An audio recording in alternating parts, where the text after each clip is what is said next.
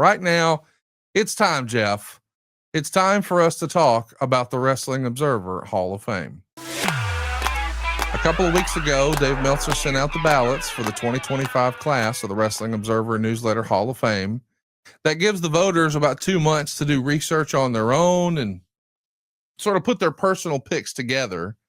I think these ballots are due about a month from now, Jeff, on November 8th. But you've been getting a ballot for how long now? How many years in a row do you think? 20 years, 30 years, more? No, I'd say at least 10, maybe 15. Yeah. You know what? I may be off on that, maybe a little bit longer, but let's go 10 to 15. Now, listen, I know that there's a lot of you who are listening to this right now, and you may say, oh, well, the Wrestling Observer Hall of Fame is not a real Hall of Fame. I don't like Dave Meltzer. Okay, I get you. But this is not a WWE Hall of Fame. What is the selection process, as far as you know, Jeff, for the WWE Hall of Fame? I haven't worked there since a couple of years, but, you know, at the end of the day, it was a VKM decision. The buck, like everything in that organization, ended with him, period. I would assume that. Say it like an eighth grader. What's the eighth grader now? No, just, I mean, like. Yeah, no, it is whoever Vince wanted to go in, went in. Whoever Vince didn't want to go in, didn't go in. I'm not. That is what it is, because it's called the WWE Hall of Fame. That is the reality. Just like TNA when Dixie owned it, it was, at the end of the day, it was her sole decision. Look, everybody takes feedback and advice and suggestions and all of that, but that's how it's done. There wasn't a quote unquote voting process. Show us with your hands how many people were on the committee for the WWE Hall of Fame. And in the TNA Hall of Fame, how many people were on the committee? Look, and this is only my perception of it. Either company, one. That is not the way the Wrestling Observer Hall of Fame works. You know, you've got a great cross section of voters. You've got a large number of writers and reporters. I should acknowledge I've gotten a ballot for like 8 years. Historians receive it, and current and former pro wrestling personnel. So old bookers, old promoters, old wrestlers, people who were in the business, people who are in the business. So it's unlike the WWE or the TNA or any promotions Hall of Fame, because this is worth mentioning too. There's not an event. So it's not like a ticketed event that we're going to be selling tickets to. It's not going to be a television show that's broadcast. And there is, if you're curious, no physical Hall of Fame. It's not like you can walk into the Wrestling Observer Hall of Fame. And I know some traditional sports people say, well, there's not really a WWE Hall of Fame because you can't go to it like you can for baseball or football. Where do you land on that discussion, Jeff? What's that now? I say it again. Because there's no physical WWE Hall of Fame, it's not a real Hall of Fame. Like you can go to the baseball Hall of Fame, you can go to the football Hall of Fame, but you can't go to the WWE Hall of Fame. I think yet. I think at the end of the day, whether it's public or private in the wrestling industry, and look, this is my only mentality or viewpoint, that, you know, a Hall of Fame, my understanding, Canton football, Cooperstown baseball, look, it's somebody has to write that check. And I don't think either one of them are wildly profitable. So it comes from an overall league. I think in due time, there may be a physical Hall of Fame, but I just, that's because it's an industry. It's, you know, the Grammys, the Tonys, all these different awards that come out in the acting world. I may, you know, that's just how it goes. It doesn't change my opinion whatsoever. And with that being said, look, when Vince or Hunter or Dixie or whoever in these positions make the decision, I'm not taking a dig at it. I'm telling you the facts at it. That's how it's decided. So when you have a guy like Vince, as successful as he's been, and look, we all know the current situation and the ups and the downs and everything, but his success over not 1 or 2 years, long term, it's really hard to argue. He's the single most successful promoter in history. So he's gotten a lot of things right. So his decisions, okay. It is what it is. But as far as the physical Hall of Fame, I don't get too wrapped around on that. I think it'll be very cool because at Mania and they do those kind of things, and I'm hope AEW. We've touched on it, but again, hadn't been around long enough. But when you kind of see those access, that year that I went in, and they said, "Hey, man, can you bring a hat and old tights and boots and kind of make an exhibit out of it?" I think there's a lot of monetization in it, Candy, and I've thought that a long time. Done right, keep the overhead low. I think there's a monetization to be done in a physical Hall of Fame. Well, we're going to be talking about the Wrestling Observer Hall of Fame today, and we should give you sort of the basics, if you will. First, in order to be eligible, someone must have either had 15 years of major league experience or be at least 35 years old with at least 10 years of major league experience. So that's important. And how we define major league is, I guess, up to you, but those are the two basic criteria: 15 years of major league experience or 35 with at least 10 years of major league experience. And on the ballot, the official criteria is listed as, quote unquote, a combination of drawing power, being a great in-ring performer, or excelling in one's field in pro wrestling, as well as having historical significance in a positive manner, with the caveat that, quote, a candidate should either have something to offer in all three categories or someone so outstanding in one or two of those categories that they deserve inclusion. Finally, it's kind of based on the Baseball Hall of Fame. You need 60% of your region's votes in order to get into the Wrestling Observer Hall of Fame. You need 10% to stay on the ballot, and that turns into 50% to stay on the ballot if you've been on it more than 15 years. So they're pretty particular about how you get on a ballot, how you stay on a ballot, and then how you get in. Do you understand the overall criteria though here, Jeff, that combination drawing power, being a great in-ring performer, or excelling in one's field of pro wrestling, as well as having historical significance in a positive manner? Is that easy enough to follow criteria, do you think? I do, and look, through the years, my perception, again, I go back to my sporting mindset, because you look at all the big four sports, and those guys getting into the Hall of Fame, statistics are so prevalent and almost the benchmark. But the three criteria, I get it, I totally understand it, but it's still so opinionated.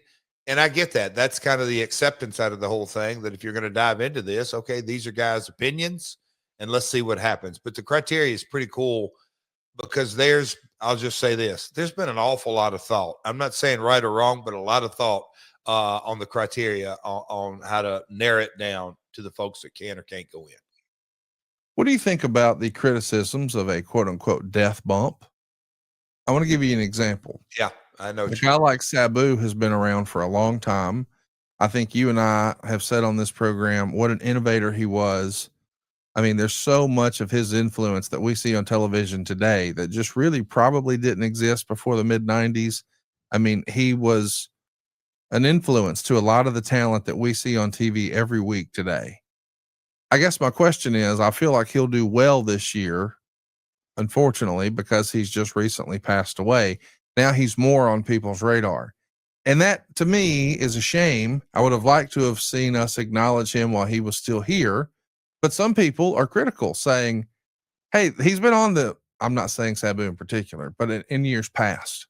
Why all of a sudden would a guy like Sabu go in this year just because he passed away? He was just as deserving. It's not like he did anything in the last year that added to his career, if you will. What do you think about that? Is that just the way of the world? Oh boy. And I don't want to get, we're going to cover this specific thing a couple of times as we go through our votes here, Conrad, and I'll elaborate in a second. But that's the reality of it, because there's going to be names on today's list, last year, the year before that, Conrad, that my jaw drops, and I'm thinking, what am I not seeing that this hasn't been? And it's a 60% vote, right, Conrad? Yeah, I think it's 60%. Yep. So it's like there's names on the list that, again, Jeff is one of whatever millions upon millions of wrestling fans. I'm just one, but there are some names that are on these lists that I go, how in the world do people not think he is a first ballot Hall of Fame, Grand Slam, no questions asked? And that's where I guess you could say, not just in my mind, a lot of people's minds, that the credibility falls off because it's so opinionated. So the death bump, how are you supposed to rectify this? This already, the set level, ground level here is all on opinion. So all of a sudden, what are we going to say? Okay, if a guy dies, he's ineligible for the next 3 years because we're not going to give him the death bump. It's opinionated, and that's all it is. Opinion. No, I just think it's the acceptance of this is what we all signed up for. So Sabu, I think, is a crazy no-brainer to go in this year. But who knows? We'll see. So we're going to be breaking this down, and I can already see our live chat is blowing up today with a discussion about Dave Meltzer. I cannot convey this clearly enough. I'm going to try again. I want to make sure everybody's following me. Dave Meltzer does not decide who goes in the Wrestling Observer Hall of Fame. I know some people were going to argue with that, but I was trying to illustrate the point that when Dixie ran TNA, it was a committee of one. When Vince ran WWE, it was a committee of one. People are actually voting, and that's what we're here to do today. Now, we're not going to do my ballot. I'm not going to try to influence Jeff, and we're going to get across my opinion. I have my own ballot. Today, we're doing Jeff's ballot. So, Jeff, let's just run through last year's class. I want to tell you who went in last year just as a frame of reference. Now, they started doing this back in 1996, and that was a mega class. But just last year, Roman Reigns went in, Paul Orndorff went in, the Young Bucks went in, and others. But I just wanted to make it clear that we got old school legends who unfortunately are no longer with us, like Paul Orndorff, but even guys who are wrestling today for both WWE and AEW, and Roman Reigns and the Young Bucks. So we'll start with the US Canada historical. We can have 6 picks at a maximum.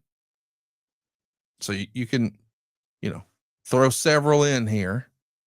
And we've got some new and returning candidates that are listed in bold here. So we'll run through this list here. Ole Anderson, Afa and Sika and Hawaii, Bob Armstrong, Tully Blanchard and Arn Anderson with JJ Dillon. So that's a tag team. The British Bulldogs, of course, we're talking about Dynamite Kid and Davey Boy Smith. June Byers, Wild Bill Curry, Junkyard Dog, Cowboy Bob Ellis, Pompero Firpo. Oh yeah. Black Gordman and Great Goliath, Archie Mongolian Stomper, Gouldy, the Hart Foundation, Bret Hart and Jim the Anvil Neidhart, Sputnik Monroe as a tag team, Dusty Rhodes and Dick Murdoch, the Iron Sheik, Sweet Daddy Siki is new here, Ricky Steamboat and Jay Youngblood as a tag team, Mad Dog and Butcher Vachon as a tag team, and Kevin and Kerry and David Von Erich as a tag team. So, Jeff, taking a look at this, what are your first thoughts? Conrad, we're going to kind of dive off into it. And I went around and around. I had, I did cardio Saturday, Sunday, and this morning. And each time I just kind of refreshed it for a few minutes looking at this. And I decided this morning that for today's pod, because I'm going to reserve the right. I'm going to name one out of each uh, category. And I'm probably going to go back when I vote. I'm probably going to add 2 or 3 because then I'm kind of preaching to myself. But you tell me this: how in the world is the Iron Sheik not already in? And I don't know how long he's been on the bat, but how and Silva, if you'll put that back up there, I didn't know we're going to have that luxury, but when you just look at all this, I can make a case, and I get it. Not everybody can go win, but man, there are some really strong folks that you look at. Okay, Hall of Fame, the different criteria, this and that, and look, I think it confuses a lot of folks that you've got Dusty Rhodes in a tag situation that you like. Now, is Dusty already in as a single? Is he not? Like, how do you not have a Dusty Rhodes? Well, this is as a tag team, so we're not talking about them as a single. So a guy like Dusty can go in as a single, right? And so, and to be clear, he is in. He went in '96 as a single. This is his opportunity to go in as a tag team, and I want to make sure everybody's following us. We're not selling anyone on why these guys should or shouldn't be in. Jeff is merely explaining who he's voting for and why. And we want to hear your comments below right here on YouTube. Yep. If you had this Wrestling Observer Hall of Fame ballot, we're going to hear who Jeff is voting for. Who would you vote for? Let us know in the comments below, and then let us know on Twitter. Let's keep this conversation going at My World Pod over on Twitter. Let us know who you would vote for here. But Jeff, who would you pick out of this list? Yeah, and so that, like, when I look at Bullet Bob and know the role he played as a talent, just his positioning in that territory, the Knoxville, Southeastern, all of that kind of stuff, Atlanta. I mean, I could, Conrad, and that's why I don't want to get too long winded, because there's talking points on all these folks on why they, and look, it's, you know, the rock and roll Hall of Fame performers can go in kind of like wrestling. You can go in as a lead singer, you can go in as a musician, you can go in as a group, you can go in multiple times. And so I do think that differentiates us from a sports Hall of Fame. You can go in multiple times. But so to keep our pace going, Conrad, I'm going to only name one of my votes in each category, because I just think to keep us on track. But I'm going to go back to, I think the bridge between the territories to national wrestling, from professional wrestling to sports entertainment, his story in this industry is legendary. He's main evented WrestleManias. He's just a very, very vital. When you look at the old man, and I say the old man, Vince's father, Vince Sr., his decision, you know, back in the day, and then Vince got the company, and how are they going to do the bridge? And he beat Backlund, and then Hogan, just the transition champion, but how vital it was. But then he was, I mean, there's so many reasons, but it shocks me to this day. So that's why I'm going Iron Sheik out of this slide. I just think he represents in so many different ways his story, his true life story, coming over here, his background as a bodyguard, and man, oh man, it kind of, but then I have to dial it back and understand the audience may not look at it the way I look at it, and that's all right. But the voting audience, but yeah, on that slide, without question, again, I'll be shocked like I am every year. I'll be shocked if Sheik doesn't go in this year. So there we go. We've got the Iron Sheik being cast on Jeff Jarrett's ballot today. I got to admit, I'm kind of surprised that you didn't go with Sputnik Monroe. Given his rich history and his historical significance for Memphis, I just thought from a cultural impact and his Memphis roots, I would have guessed, if I were a betting man, that you would have picked Sputnik Monroe. But Iron Sheik is going on Double J's ballot. We want to hear from you. Again, check us out on YouTube.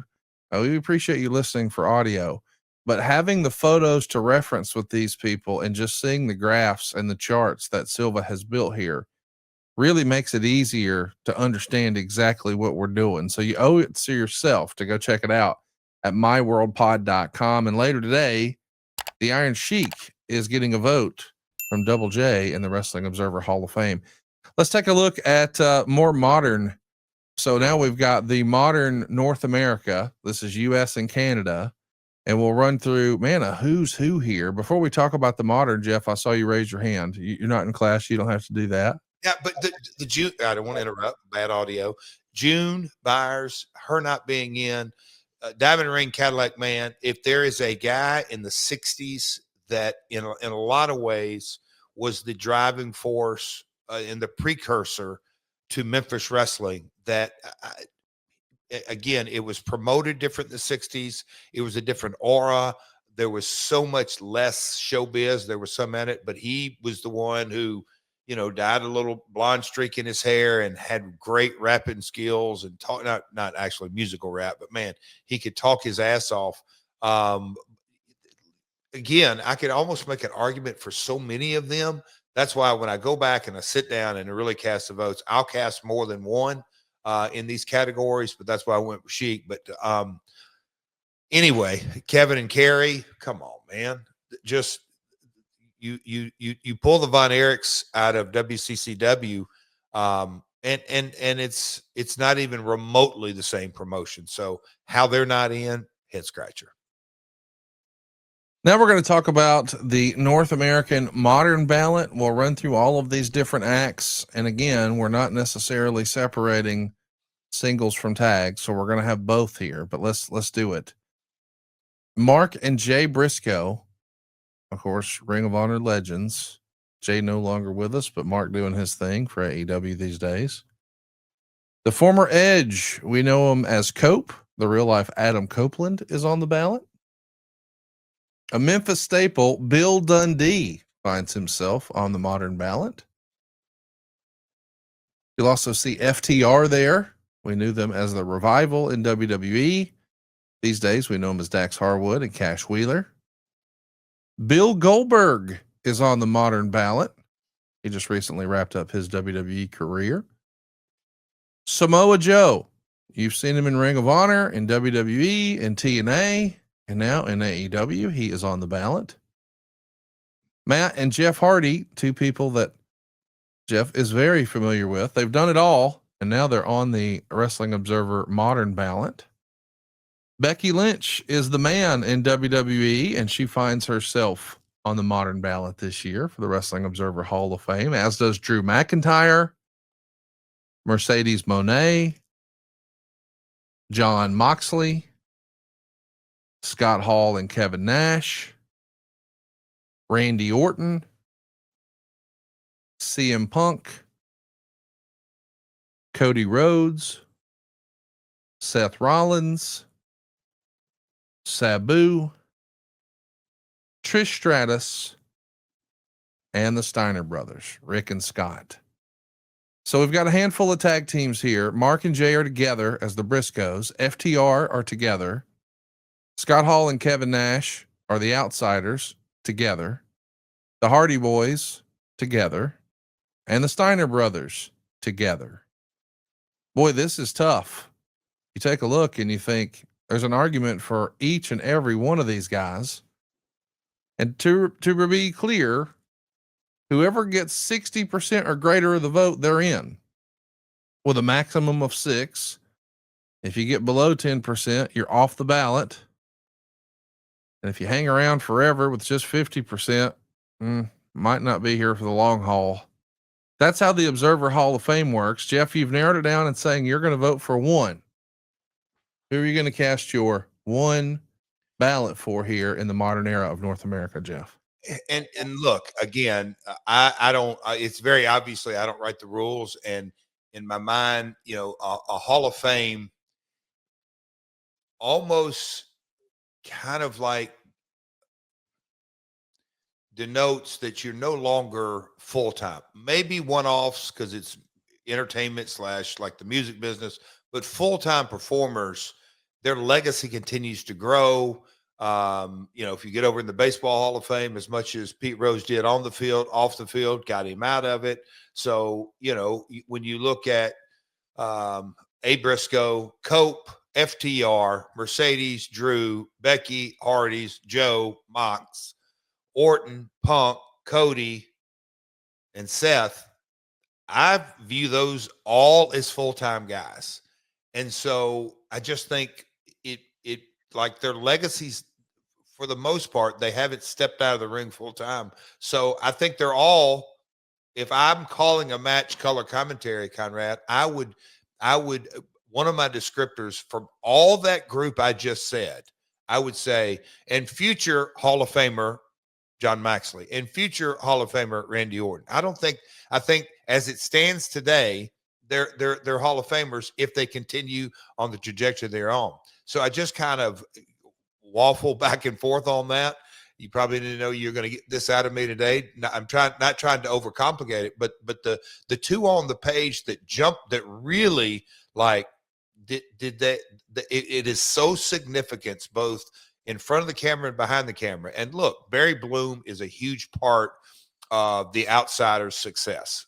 But Kevin Nash and Scott Hall, when they made the jump, I'm not real sure the industry, from multiple perspectives, and you can, you can give a lot of folks credit. Eric Bischoff was willing to wait in a hotel and get out the checkbook and sign Scott and Kevin. Scott and Kevin were willing to leave. There was a lot of layers, but Eric and just all that. But the significance of what the NWO did from 96, and Conrad, you're better at this, but I'd say 96 till about 99. And I know it got watered down, but Kevin and Scott, like I say about DX, you take out Road Dogg and X-Pac out of DX, it's just not the same. You take out Kevin and Scott out of the NWO, Hulk and others, but I just think Kevin and Scott are so integral to, the biggest faction. They still sell millions of dollars worth of t-shirts. I just think Kevin and Scott are a slam dunk, not because they were good buddies, not because rode up and down the roads with them a lot and worked and all that kind of stuff, just their significance. How the F are they not already in there, Connie?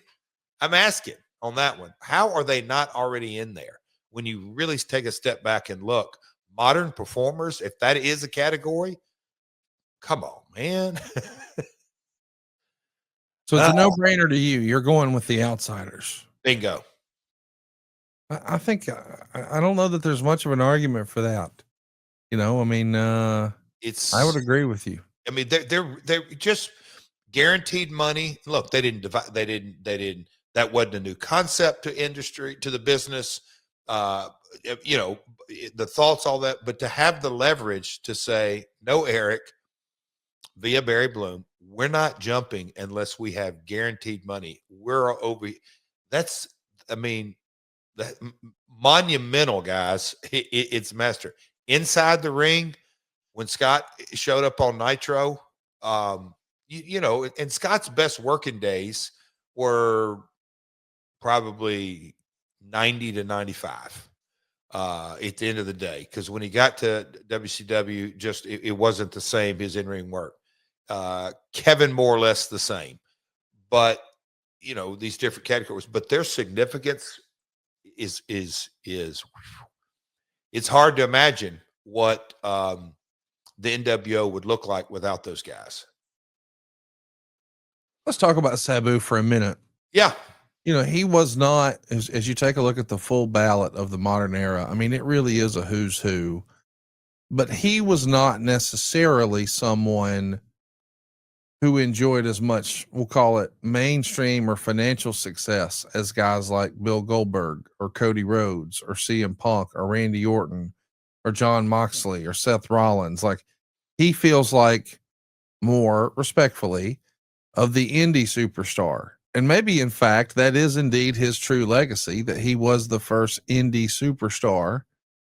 Now, of course, I know most people would say, well, that just means he was a territory guy, but this is after the territories had collapsed. We know that he was a major influence, but all no disrespect to Sabu, because I was a huge ECW fan and appreciated what he did as a tape trader. He was one of my first guys I discovered and fell in love with. But he didn't exactly draw a ton of money.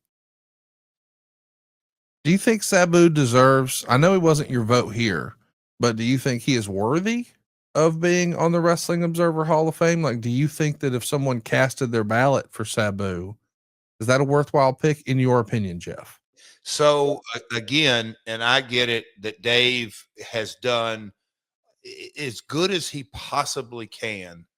You know, started the newsletter, and I didn't realize that he didn't start till 1996 to do the Hall of Fame. So he'd been writing 15, 20 a while before he started this. So I looked at, and like Dundee, like should he be in the Tennessee Hall of Fame?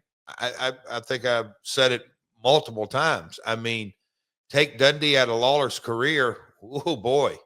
And Dundee was an assistant booker and then a booker. He's by far a first ballot Hall of Fame. But are we talking regional? Are we talking national? It's like, and Bill did bounce around Kansas City, Florida, Watts, Booker, super successful, all that. So that's where it's like the NBA, the NFL, you get to the major leagues, and okay, then you can kind of look at stats. In the music industry, it's like, okay, the charts are such a driver. He had 7 number ones or 10 number ones, or 20 top 20 songs within a 36-week window or whatever. So there's ways to kind of measure. Wrestling goes back to that. Obviously, not all true sport, not all true entertainment. We're this anomaly with this kind of a niche. It's hard to juggle. And so, what are our barometers? What are we measuring against? But when you hit on, Conrad, where I'm kind of taking all this is, if you really want to talk about a talent that, in a lot of ways, Hogan was defined and will always be defined as, quote unquote, a WWF guy, or Sting was a WCW guy. It's like they're almost synonymous with the promotion's name. Sabu was Sabu. He went to ECW. He was Sabu. He came to TNA. He was Sabu. He went to Japan and did all the craziness over there. He was still Sabu. He really had a brand in and of himself that translated to all the promotions he worked in. And so, is he the first breakout independent wrestling star? Conrad, I would almost have to lean down that and say, if he's not the first, he's right up there. And so his innovation in offense that's in the ring. But outside the ring, his significance on being a trailblazer, in that, you just got to say, well, hell yeah, he's a Hall of Famer. Like, how do you argue about Sabu translated into multiple promotions? Like you said, did he draw main event money? No. But was he semi-main or main his entire career? Yes. We want to know from you, looking at this ballot here at myworldpod.com, who would you vote for in the modern era? A lot of names on here, well qualified. I see some comments live here in our group chat, our live studio audience from adfreeshows.com. People voting for the Hardy Boys, but Jeff is casting his ballot today for the Outsiders. Jeff, let's talk a little bit about Japan. And Lord, you'll have to forgive me. I'll admit right up front. Here we go. This is not my strong suit, and I'm a hillbilly from Alabama. So Jeff has offered and volunteered to read these names because he knows that I would struggle. I'm just kidding. Let's go with it. We've got Kojima and Tenzan on the ballot. We've got Fujiwara on the ballot. An old school favorite. Hayabusa is on the Wrestling Observer Hall of Fame ballot. Mochizuki, sorry, did my best on that one. Antonio Inoki and Sakaguchi are on the list. Zack Sabre Jr. Satomura, did my best. Sorry about that. Io Sky Tiger Jeet Singh, Takayama. How about that? Toyota and Yamada as a tag team. If you've never taken a look at Toyota's matches, highly recommend them. Jeff, when you take a look at this for Japan, and I realize this is not exactly in either one of our wheelhouses, but man, you're inside the tent and this is your ballot. Who will you be casting it for in Japan, Jeff? And again, I'll go into, I always feel comfortable talking about, even as much time as I spent in Mexico, I still like to defer to the people that are ingrained in the culture. And so the U.S. culture, obviously born and raised, not only, did my father and all kind of his peers, I heard firsthand accounts and stories and like the really behind the scenes of the behind the scenes, like really what made, the straw that really stirred the drink, like what really went down. And when I look at this ballot, Fujiwara, legendary, Kojima and Tenzin, like highly, and again, I'm not a stat guy in Japan, certainly, but the statistics of those two. Tiger Jeet was really jumping off the page at me because if you know at how, Abdullah, Brody, there are others, but Tiger Jeet kind of took things on a whole nother level as a foreigner that drew. But I just kind of circle back to, from a historical perspective, when you know the story of Baba and Inoki splitting, they start their own promotions and all that, but Sakaguchi being his guy and where he later, went on as far as his office job, it is kind of a head scratcher. And I don't know how long they've been on the ballot, but Inoki and Sakaguchi, they are a slam dunk. And again, and I will watch it this year closer, than I ever have. I'm going to be very surprised. But again, if I'm not, and again, I've been around 40 years and I'm not completely dialed into this culture. So I think the audience, the voting audience, the voters, you just kind of get more and more skewed. So to get 60%, I understand it may be a challenge, but I'm going to go Inoki Sakaguchi. To be clear, Inoki already in as a single. This Sure. is his foray as a tag. Yeah. That's who Jeff is voting for. We want to hear from you right here on YouTube. Who would you vote for this Japanese part of the ballot? Let's take a look at Mexico next. We've got Angel Blanco and Dr. Wagner. We've got Sangre Chicana. Sorry. We've got El Dandy, Doral Dixon, Gran Hamada, Los Infernales, El Hijo de Santo and Octagon as a tag team, La Parca, the AAA version, Masquerita Sagrada, and Volador Jr. Boy, this is a tough call here, Jeff. 3 can go in. You're only going to cast a ballot for 1. We want to hear from you in the comments below before Jeff gives his answer. Who would you vote for? And who do you think Jeff's going to vote for? Without further ado, Jeff, when you take a look at this ballot in Mexico, who jumps off the page? I think 9 out of 10 people would say, if you put this in front of them and say, all right, who do you think Jeff voted for? I think 9 out of 10 people would say La Parca. And the way I look at La Parca is that from a promoter's point of view, in my opinion, what he had to overcome was not everybody can do that, because we'll call it the original La Parca. That's the one that went to WCW and danced and had his own unique charisma and did so many things that were emotionally connecting with his audience. And look, he's he now called LA Park. I mean, just a freaking phenomenal talent.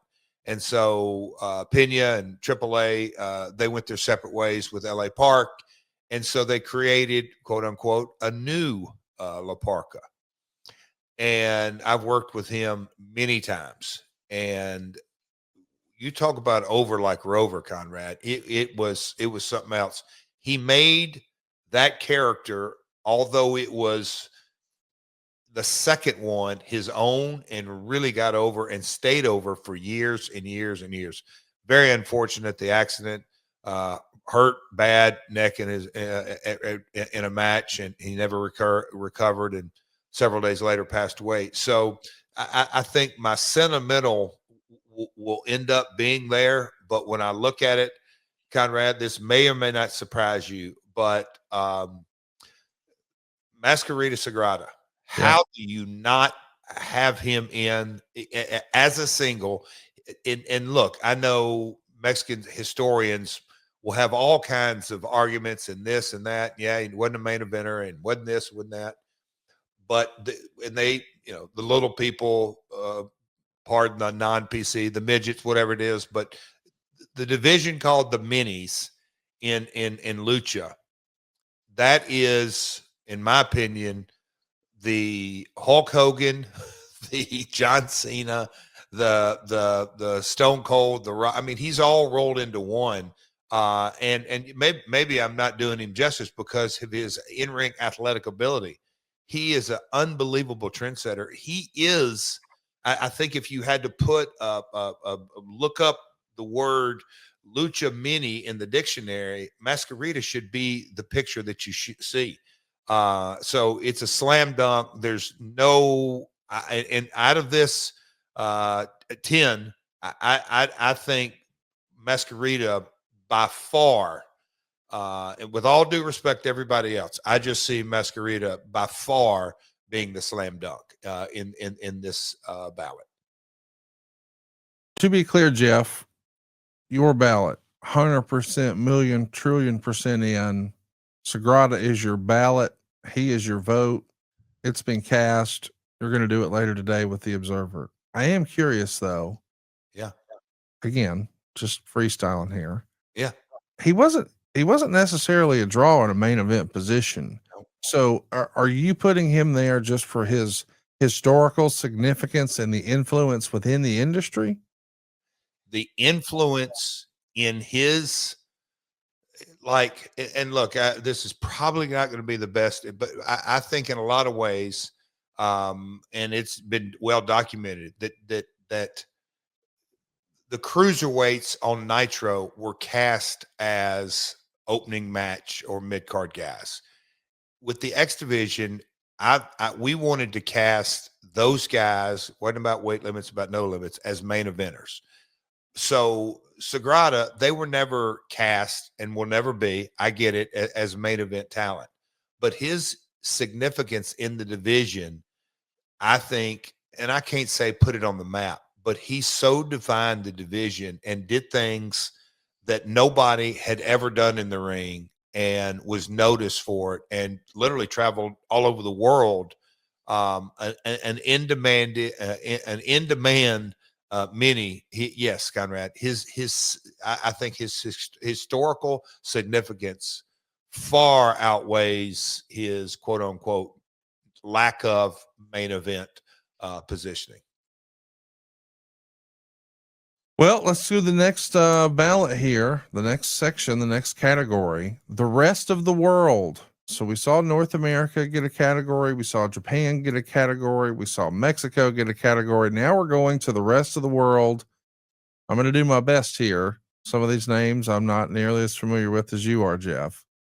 First up, needing 50% to stay on the ballot after being here for 15 plus years. Spiros Arion. Did I say that right, Jeff? I believe so, sir. Dominic Danucci. George Gordienko. I screwed that up. Steve Gray. Billy Joyce. Les Kellett. Killer Carl Cox. Gilbert Leduc. Ted Boy Marino. The Royal Brothers, which is Burt Royal and Vic Faulkner. Adrian Street, Jose Torres, and Otto Wands. So some of these names I'm not super familiar with. You obviously much more than I. But this is wrestling in Europe, Australia, New Zealand, Pacific Islands, Africa, pretty much the rest of the world. Jeff, who would you pick on this section of the ballot? And I don't want to spend too much time on this because it's obscure. It's like, okay, man, we're really getting outside certainly of my expertise, because I don't have other than Adrian, I don't really, and Dominique to a certain level, have true firsthand. Killer Carl Cox a little bit, but you hear the stories and stuff like that. But I have had firsthand conversations with folks, and when you look at the different cultures, and it's obviously the 22 territories in North America. Then you got multiple promotions in Japan and Australia. And then obviously, the golden age of UK wrestling and everything that, World of Sport, and Adrian Street was a part of that. There was years ago promotions down in Argentina, and, you kind of start really getting out around the world. Well, when you get into Germany, and you remove Otto, I don't know what you have left.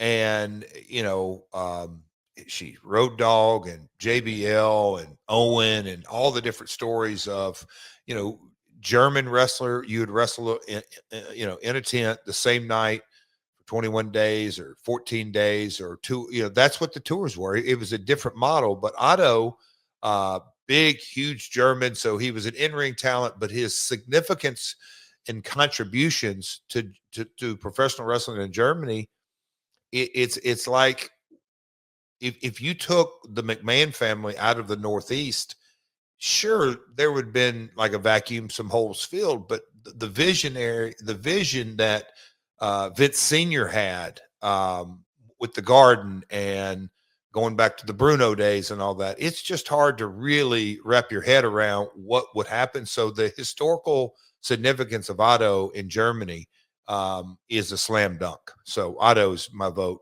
in this category.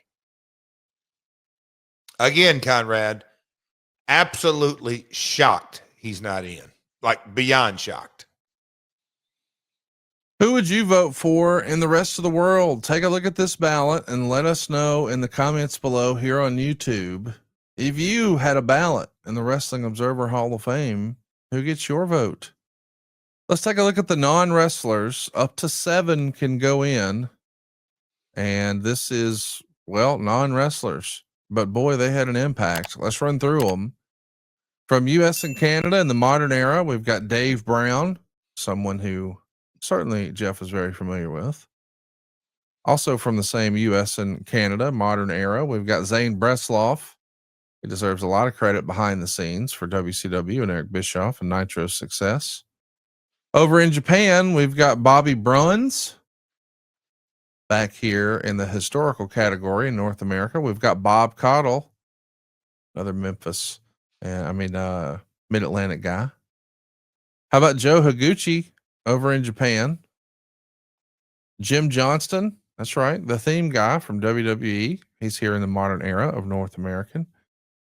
Speaking of the North American historical category, Larry Matuzik, James Melby, Bill Mercer, Gorilla Monsoon. Over in Japan, Rossi Agawa. Back here in the modern era, Reggie Parks, Morris Siegel,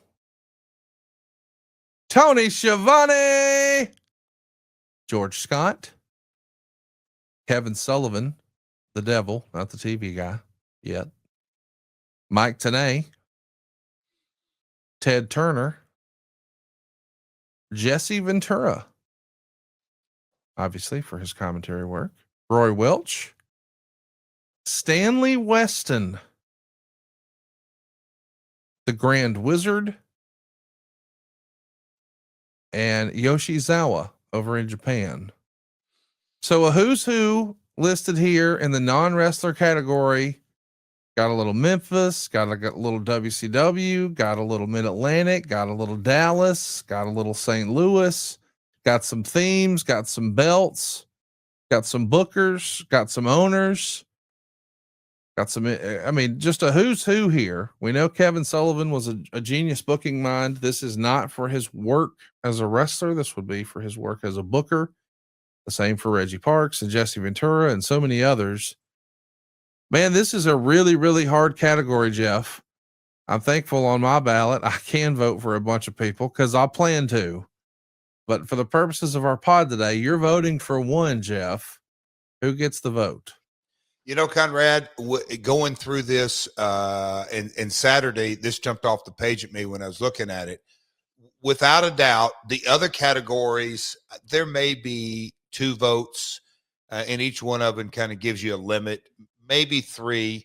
I'm just I guess in my heart of hearts, I don't like to max out my votes, if you will. I just like to kind of narrow it down and at the very most give 3 votes per category. But this is the only one that I might approach 7 when it gets right down to it.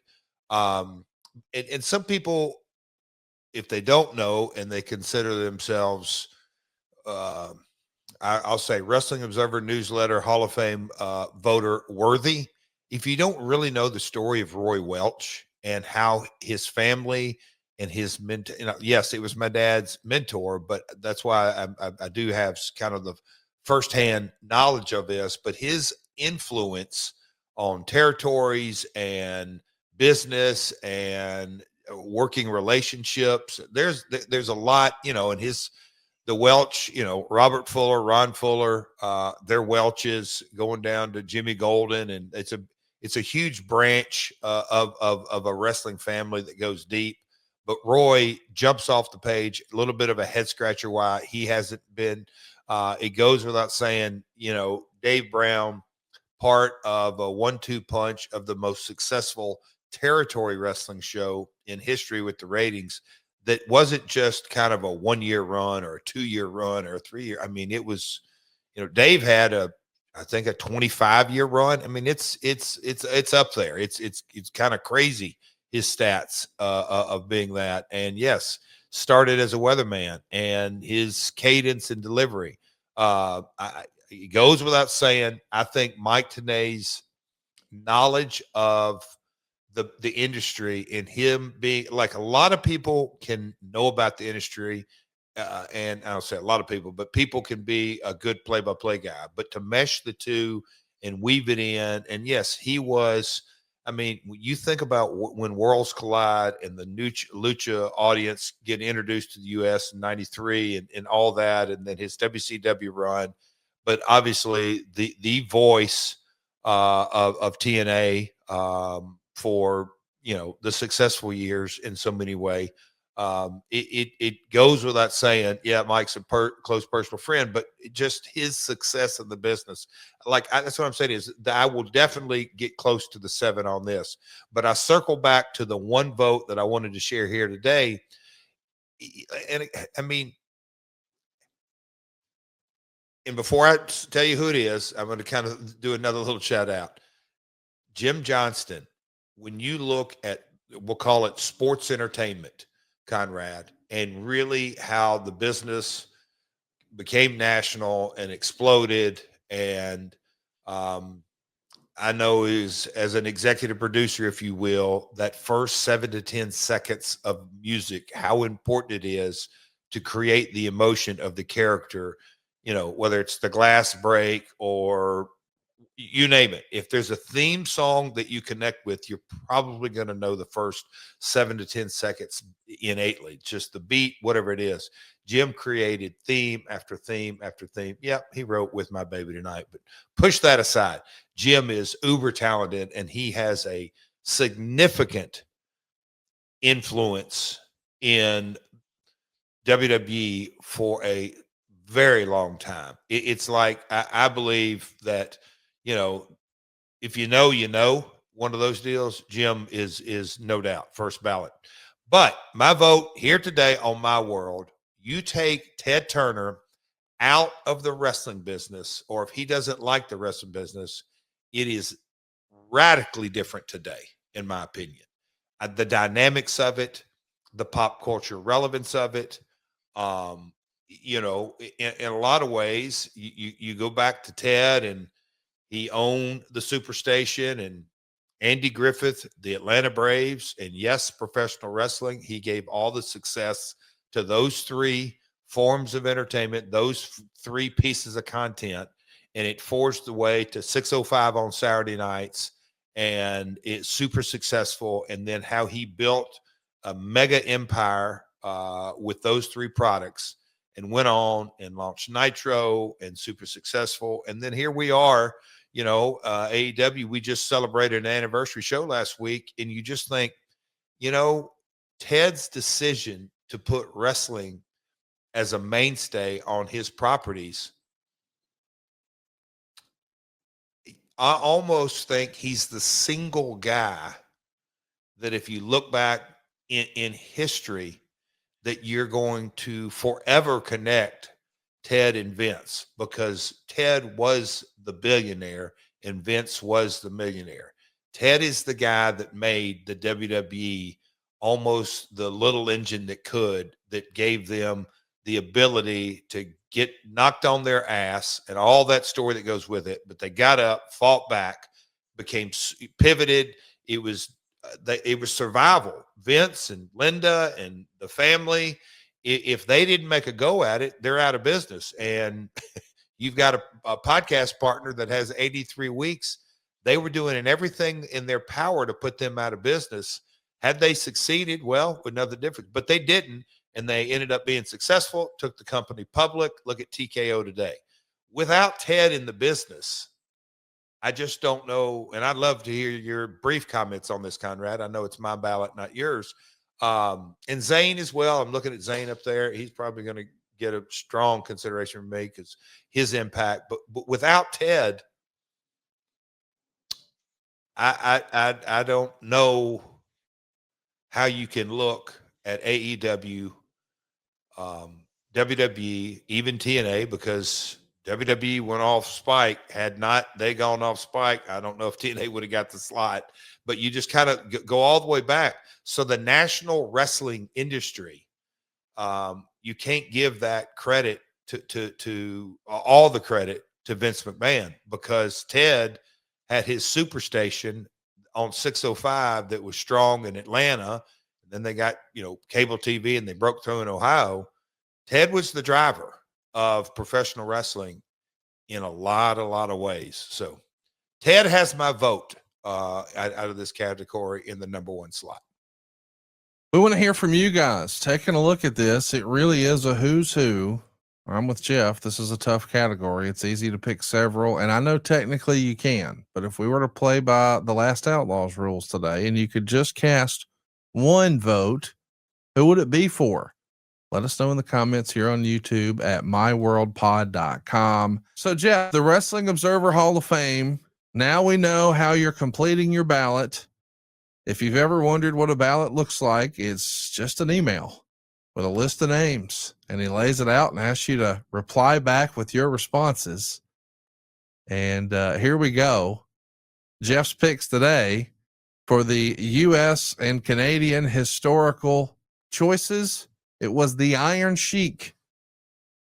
For all of your historical performers, Double J votes for the Iron Sheik. When you look at the modern performers, Jeff voted for the Outsiders, Scott Hall and Kevin Nash. When we take a look at the Japanese performers, it was Inoki and Sakaguchi. From Mexico, Mascarita Sagrada gets Jeff's vote.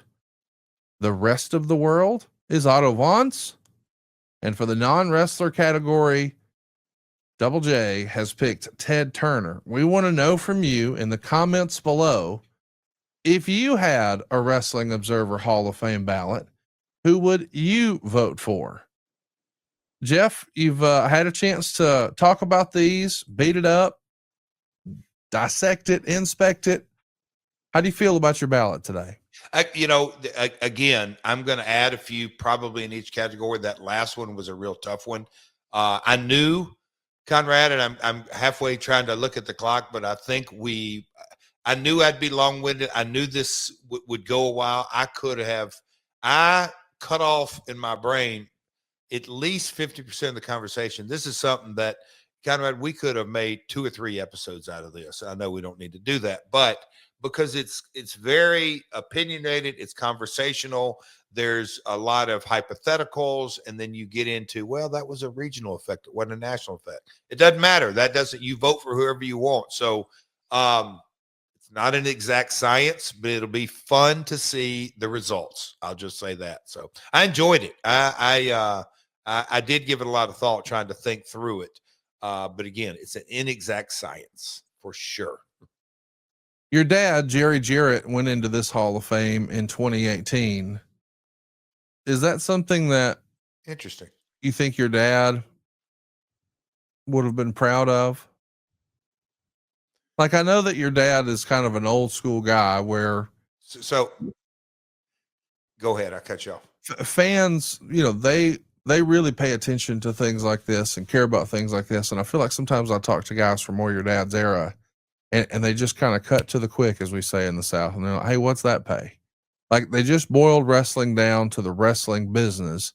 And hey, everything else is that's for fans. And they may even say it in a more dismissive way. You know what I'm saying? But would your dad have cared about being in the Hall of Fame in 2018, the Wrestling Observer Hall of Fame? Well, he's still alive then. So, but we can't ask him today is what I mean. I'm teasing you. Conrad, we had through the years kind of multiple discussions, and you're spot on that he would take it into the transactional mindset, but I would always go, and I'd have fun with him in these kind of conversations because, again, him being for so many years, the buck stopped with him. And so, okay, so now he's taking his nice little shots. Well, hell, it's only one man's opinion, all that. I'm like, yeah.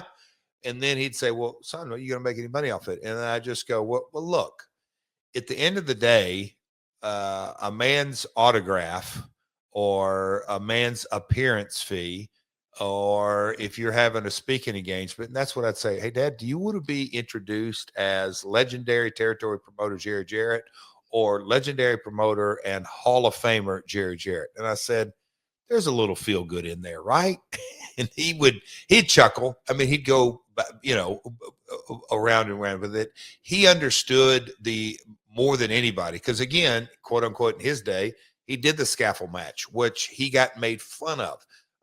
The concession stand brawl, that's another thing that was brought up, and I meant to ask Mark James about. When that came out, it popped the territory and big business. Conrad, you know this, around the country, it would almost, oh, that's that garbage wrestling. It was really, in certain circles, thumbs down, look down upon. That ain't wrestling. That didn't, what are you guys doing? That Memphis garbage, that Memphis comedy, that Memphis this, that Memphis that. And all those kind of things, my dad prided himself because he knew that what, in his mind and other promoters, what really mattered is butts and seats. How am I going to monetize this? And so he would go down that lane. And when we would have the open conversations in that, look, yeah, you can monetize this, maybe not butts and seats, but there is a way that as time goes on, but it's also a recognition of your peers, whoever they may be. That's why our business still, and I just think in its very core, some people can't put their thumb on, damn, why do I not miss every Wednesday and Saturday night or Monday and Friday or pay-per-view or what? There is something unique about our industry that you just sometimes can't completely put it in words, Conrad. But I know it, and you know it, and millions of other. We just love it because, that's what the business is about. We want to hear from you guys. Who would you vote for? And we want you to let us know in the comments here. We're going to run through the categories again. We'll show you all your different options. I'll remind you who Jeff picked, and let us know in the comments who you would vote for if you had your hands on the Wrestling Observer ballot. In the modern performer era here in North America, man, it's a who's who. Everybody from the Briscoes to the Hardys to the Outsiders to the Steiners to FTR, and mega single stars, ladies like Becky Lynch and Mercedes Moné and Trish Stratus, but also absolute pioneers in the independents like Sabu, or territory kings like Bill Dundee, or some of the guys who had the WWE machine behind them. Guys like Cody Rhodes and Randy Orton and CM Punk and Seth Rollins and John Moxley and Adam Copeland. Who would you pick here? Guys who had a significant impact in almost every promotion in North America, like Samoa Joe, or someone who made it count more than anyone else in one promotion, like Bill Goldberg. We saw that Jeff voted for the Outsiders. Who would you vote for? Let us know in the comments below. When we take a look at the historical era, man, this is where it gets tough too. You've got everybody. Of course, my sentimental favorites like Arn and Tully. How can you not think of the Hart Foundation that way? Everyone knows what pioneers Murdoch and Rhodes were. But old Pondwater Dave somewhere, he's screaming at his computer monitor right now. It's got to be the Von Erichs. But if you're from the Louisiana territory, you're thinking, well, it's JYD in a landslide. If you're influenced by the more modern era, you got to think, well, the British Bulldogs laid a lot of groundwork for the way tag team wrestling looks right now. And hey, this resurgence in WWE and their stock price going through the roof, that's all the Samoan dynasty. So just on that alone, it's got to be Alpha and Zika. But Ole Anderson owned a territory and obviously an incredible draw and a badass heel and a foundational member of the Four Horsemen. June Byers, if you really want to talk about historical significance, her or Sputnik Monroe could easily get the vote, but it wasn't something that Jeff even had to think about. The Iron Sheik got Jeff's vote. Who would you vote for? Let us know in the comments below. When we take a look at Japan, Jeff didn't have to think too long on this one. Who would you vote for? Let us know in the comments below. Inoki and Sakaguchi are who Jeff went with. I thought he was going Tiger Jeet Singh. I got to tell you, the tape trader and me really gravitated to Hayabusa. Who would you vote for? Let us know about Japan in the comments. Jeff had a strong case for Masquerita Sagrada in Mexico. I think a lot of our Nitro era fans, they were wondering, it's got to be La Parca. And will at any point during this segment, anyone say, who are you to doubt the talents of El Dandy? I worked it in. Let us know who you would vote for in the comments. As far as the rest of the world, I think most everyone is going to agree with Jeff that it was Otto Vance, but if I'm honest, I kind of thought you may have picked Adrian Street. You want to talk about a territory pioneer, really ahead of the times in almost every iteration of that character we saw. And Dominic DiNucci, man, look at the guys he trained. Mick Foley and Shane Douglas on down the line. Who's here. But perhaps the biggest, most difficult category of all, the non-wrestlers. I think there's great arguments to be made for guys like Stanley Weston. We often refer to it as the After Mag, but really it's probably a Stanley Weston mag. Look at Kevin Sullivan and what he did behind the scenes in Florida and later for Nitro. Reggie Parks designed the most beautiful belts the world's ever seen, and they're still bringing in millions in licensing dollars decades later. Tony Schiavone was the voice of our childhood for a lot of us. Gorilla Monsoon was the voice of the golden era. And globally, everyone knew about Bill Mercer, even over in Jerusalem. But I think Eric's pick may be Zane Bresloff if he were casting this ballot. But it doesn't surprise me that Jim Johnston nearly got your vote. Talk about pulling an emotional lever. I think the music and the soundtrack of wrestling is probably the most underrated piece. But in the end, Ted Turner's influence, his willingness to save Jim Crockett Promotions and show opposition to Vince McMahon by literally creating WCW, that all these years later, we still celebrate and talk about. And I mean, hey, let's not act like Dynamite is not loosely based on the name Nitro. Ted Turner with his Superstation is Jeff's pick. Who would you vote for? Let us know in the comments below. Jeff, I don't know what I expected, but I had a blast today running through the Wrestling Observer Hall of Fame ballot. What'd you think? Well, my world was kind of born out of your other podcast. Let's talk nostalgia, but let's also talk a little bit of current events. Let's look through the lens of Jeff and your story and why this. Buddy, we checked every box on why our listeners come together every week, and I certainly appreciate each and every one of them, because this was a first for me. I think a first for you, a first for podcasting, and I think that's pretty cool. So, Conrad, let's do it again next year. SaveWithConrad.com. My name's Daryl. Came from Massachusetts and I moved to Wisconsin. And there's a lot of people that might be asking, why go with Conrad? Why go with Supreme Lending? And let me tell you something, brother. I think about the credentials, the tag team partner that I'd be working with. First of all, we got the podfather himself, Conrad. How can you go wrong with that? And then also go on to SaveWithEric.com, which, you know, who else could have kicked Vince's ass for 83 consecutive weeks? You can't beat that duo right there. But they did bring a secret weapon, and I didn't realize this because this was not advertised. I worked closely with Larry the Axe Thompson. And let me tell you, with all the stress with moving across the country with a large family that I have, it was reassuring to know that I had the enforcer at my back, handling questions from the other side of sellers, the other side with trying to find the right prices. He took care of all that. All I had to do was keep my eye on the prize and make it there to Wisconsin. They were absolutely fantastic. They checked in on me, especially Francis, very patient with me. I don't go through this process all the time, so I trusted the experts. I was able to call them. They called me if they had questions, and it felt like it was a personal arrangement. There was even a point in which, from the seller side, they wanted something else that wasn't part of the norm. Francis straight up told me, hey, we're loyal to you. We'll do whatever you want to do, and we'll make sure that you guys are taken care of. They came through. I made it to the dream. I'm the champion of my own destiny here. They were able to help pave the way for me and my family. I couldn't be more happy with the results.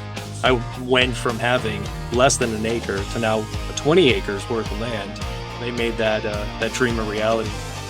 I'm Daryl, and I'm living in Friendship, Wisconsin, in my dream home, thanks to SaveWithConrad.com. NMLS number 2129, Equal Housing Lender. SaveWithConrad.com.